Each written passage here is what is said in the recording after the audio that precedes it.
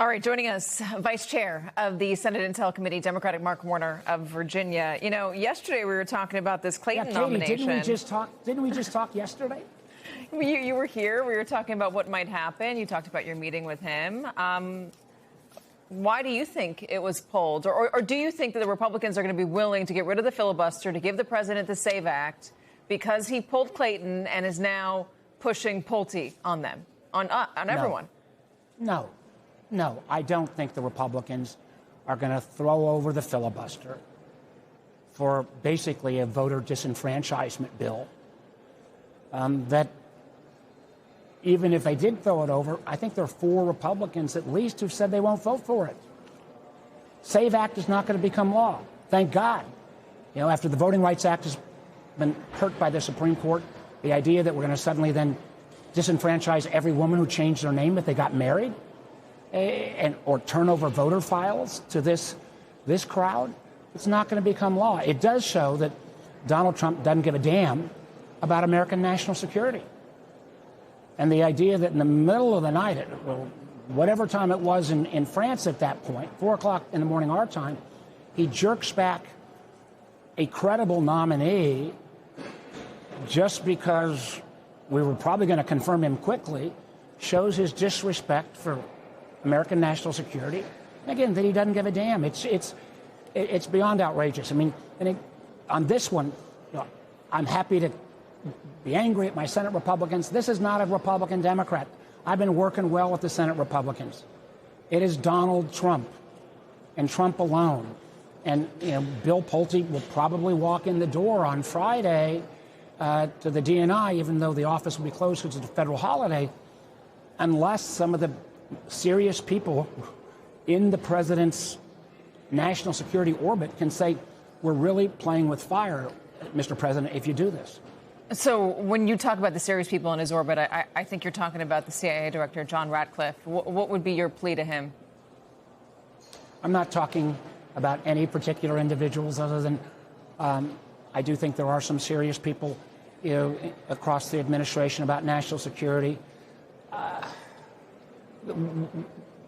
We have offered jointly the president 2 or 3 off ramps. I think he is bound and determined to try to throw this live hand grenade into our national security environment. And again, my concern is not what Bill Pulte can do on 702. There are safeguards there. My concern is, what happens if he gets access to some of our most classified secrets? I don't know if he'll keep them secret. What happens if he gets access to plans on how we're going to defend ourselves? I don't have any trust that inadvertently or overtly he might lay that. And I sure as heck don't have any confidence that he wouldn't try to weaponize the intelligence community against the integrity of our elections.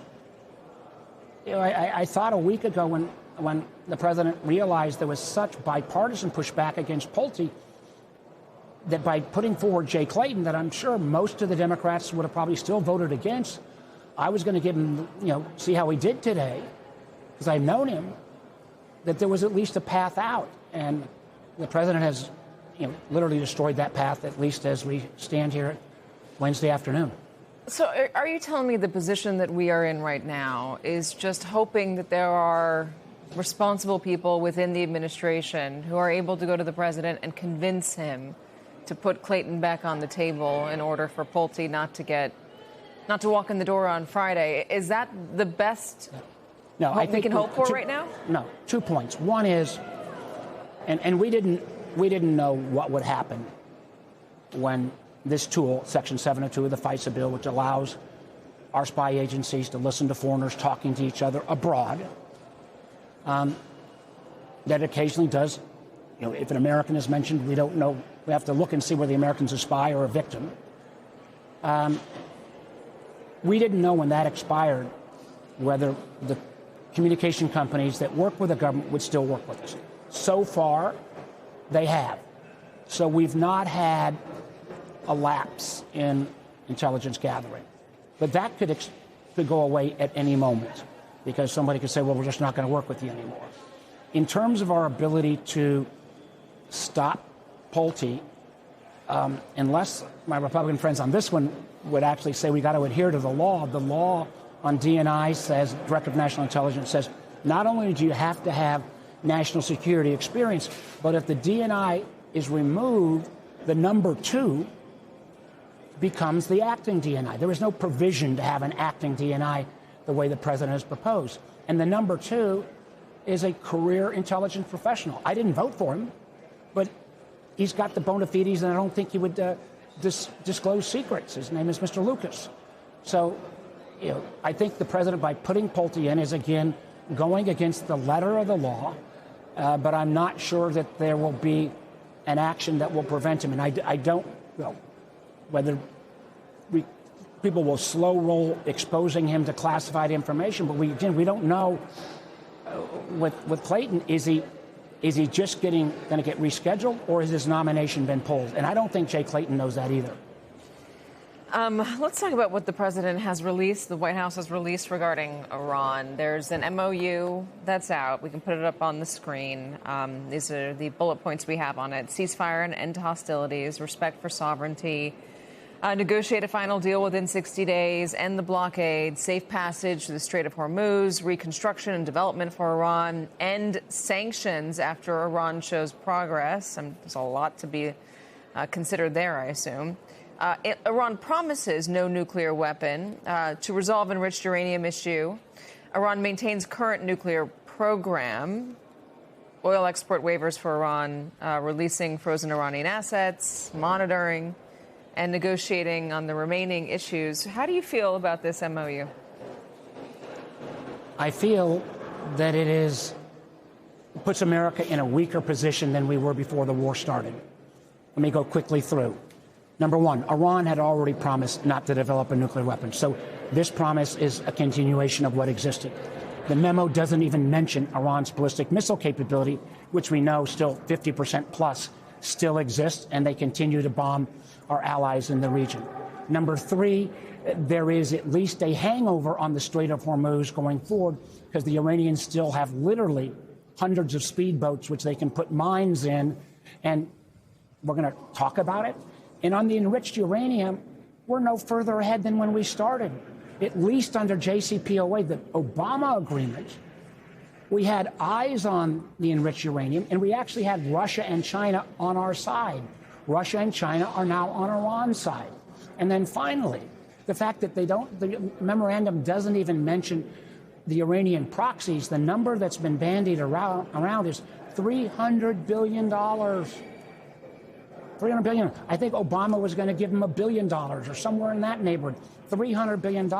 If you don't think some of that money is going to end up in the hands of Hezbollah or the Houthis in Yemen, then you're pretty naive. And again, if you look at least the published reports of the Secretary of State and the Director of CIA saying, hey, Mr. President, we're not sure we can trust these guys. I think Donald Trump's a good salesman. I will give him that.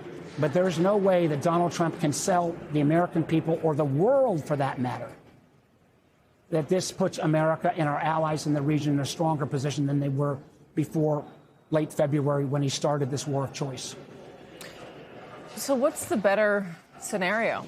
What's the better move? The better move, quite honestly, I'm glad he's going to declare victory. People will see through it. We'll end up probably in a worse position than we were with JCPOA. But the alternative of continuing to shut down the Strait of Hormuz, the idea that we were going to bomb Iran into submission, the vulnerability because we have been using up most of our defensive missiles to shoot down the Iranian missiles, and we're kind of low on stockpiles, the idea that we were going to continue the war for another 50 or 100 days would be a worse disaster. The better deal would have been that the president wouldn't have started this war of choice without having a full plan, or without going to the Congress, or without going to the American public. Think about, again, the Iranian culture and people are remarkable. We have a huge Iranian diaspora in Virginia. I feel for the people. The idea that the Iranian people who are rising up in January because of the oppression of the regime 30,000 plus brutally murdered by the regime. And now you've got a regime that's more extreme. I don't think this memorandum of understanding, it reverses any effort that America might have to try to bring about reform in Iran. It literally says respect for sovereignty, which in human speak means we're not going to try to mess with you at all going forward. And that means the Iranian people who are rising up, their Iranian secret police, I'm sure after this is signed, will literally kill hundreds, if not thousands more.